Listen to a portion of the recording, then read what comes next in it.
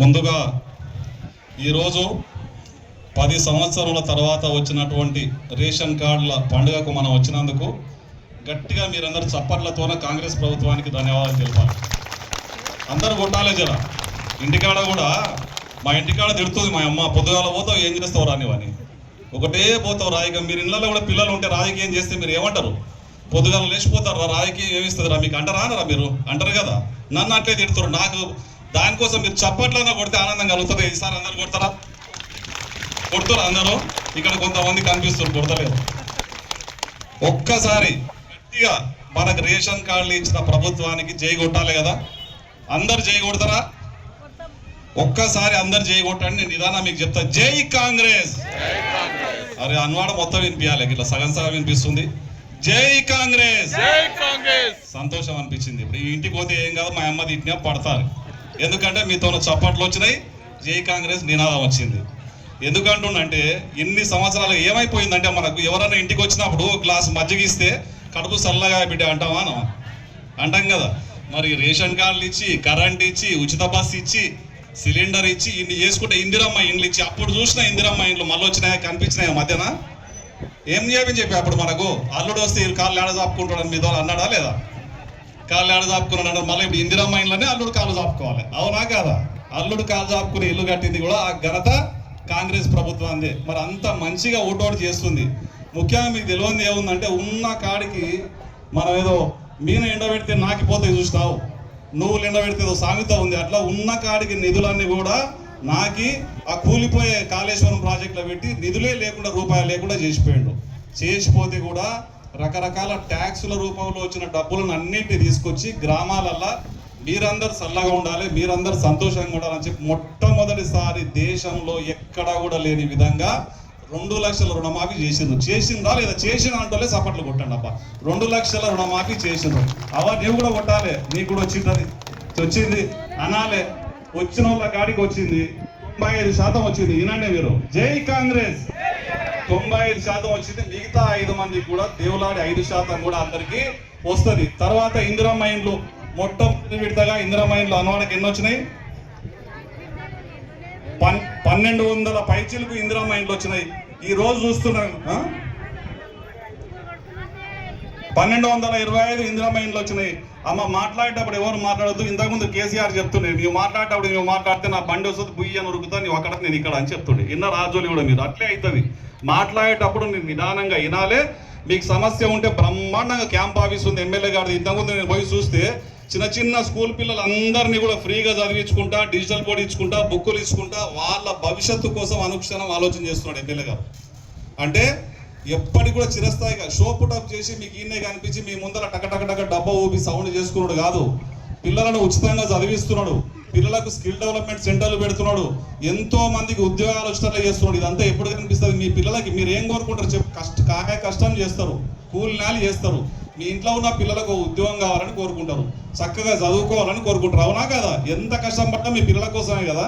మరి ఆ పిల్లల భవిష్యత్తు కోసం 24 గంటలు కష్టపడి మీ పిల్లలకు ఉద్యోగాలు ఎట్లా ఇప్పించాలి, డెవలప్మెంట్ ఎట్లా చేయాలి, స్కిల్ డెవలప్మెంట్ సెంటర్లు ఎట్లా పెట్టాలి, ఫ్రీగా ఇంజనీరింగ్ చేసే పేద విద్యార్థులకు 100 మందికి చదువు చెప్పేయడానికి ఫ్రీగా ఆయన సొంత డబ్బులతో ఏర్పాటు చేస్తున్నాడు. ఇటువంటి గొప్ప కార్యక్రమాలు చేస్తున్నాడు.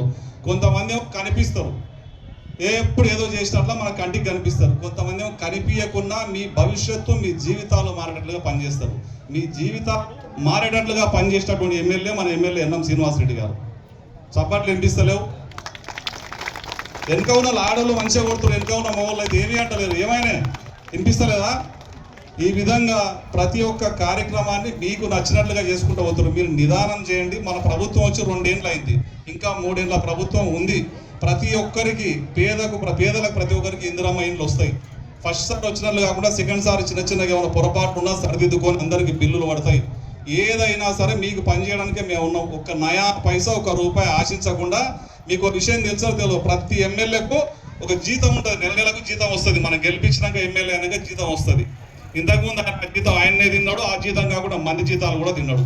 కానీ ఈసారి ఎమ్మెల్యే ఎన్ఎం శ్రీనివాసరెడ్డి గారు ప్రతి నెల వచ్చిన జీతాన్ని తీసుకొచ్చి విద్యానిధి అని ఒక నిధి పెట్టి దాంట్లో ఆ చెక్ వేస్తున్నాడు. తెలుసా మీ అందరికీ? అంటే ఆయన నెలతో వచ్చే జీతాన్ని కూడా పిల్లల భవిష్యత్తు కోసం, చదువుల కోసం, బాత్రూంల కోసం, డిజిటల్ బోర్డుల కోసం ఇటువంటి కార్యక్రమాలు ఎన్నిటి కోసమో జీతాన్ని కూడా త్యాగం చేస్తున్నాడు.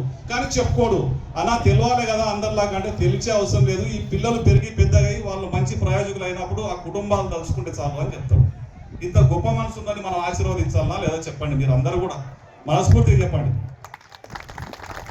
ఇటువంటి కార్యక్రమాలు ఎన్నో చేస్తున్నాడు. మీరు కూడా ఎలక్షన్లు వస్తాయి, ఎలక్షన్లు వచ్చినప్పుడు అన్ని వస్తాయి, క్వార్టర్ పార్టీలు వస్తాయి, సారా ప్యాకెట్లు వస్తాయి, రకరకాల దొంగ మాటలు చెప్తారు, మనల్ని మోసం చేసేది చేయడానికి చూస్తారు. ఇంకా మీకు రావాల్సిన ఏమేమి ఉన్నాయి, ఇందిరమ్మ ఇండ్లు ప్రతి గ్రామంలో ప్రతి పేద కుటుంబానికి అందాలి, పింఛన్లు రావాలి, కొత్త పింఛన్లు. మీకు మహిళలకు రావాల్సినవి రావాలంటే ఈ లోకల్ బాడీ ఎలక్షన్స్ ఉన్నాయి రాబో కాలంలో, ఆ ఎలక్షన్ల మాయమాటలు పోకుండా ఇప్పుడు ప్రభుత్వం ఏది ఉంటే మీరు దానికి ఓటేస్తే మీకు ఆ ఊర్లో కూడా అన్ని అభివృద్ధి కార్యక్రమాలు జరుగుతాయి. ప్రభుత్వం కాంగ్రెస్ ఉండి మీరు వేరే పార్టీకి ఓటేస్తే అరే ఆ ఊర్లో మనకు ఓటు పడలేదు అన్నట్లుగా కార్యకర్తలు కూడా బాధపడతారు. కాబట్టి అది దృష్టిలో పెట్టుకోండి. ఎంతమంది మాటలు చెప్పినా కానీ కాంగ్రెస్ ప్రభుత్వాన్ని గెలిపించేటట్లుగా మీ అందరూ కూడా ఇక్కడ ఉన్నటువంటి కులాలకు, మతాలకు, పార్టీలకు అతీతంగా నిరంతరం మీ ఎదుగుదల కోసం ఎప్పుడు కనిపించి రోడ్ల మీద తిరిగితేనే ఎమ్మెల్యే కాదు, లోన కూర్చొని ఒక వ్యూహం పన్ని మీ రాజకీయ మీ జీవితాలు మార్చడానికి, మీ కుటుంబాల పేదరికం నుంచి బయటపడడానికి, మీ పిల్లల భవిష్యత్తు కోసం నిరంతరం ఆలోచన చేసేటువంటి నాయకుడిని కూడా లోన కూర్చొని కనిపించకుండా మాట్లాడినా కానీ మన జీవితాలు మారుతాయి. లోన కూర్చొని మన కోసం కష్టపడుతున్నాడని చెప్పి ఇక్కడ బయట కనిపించడానికి రోడ్ల మీద రోజు తిరగవచ్చు, దానివల్ల ఉపయోగం లేదు.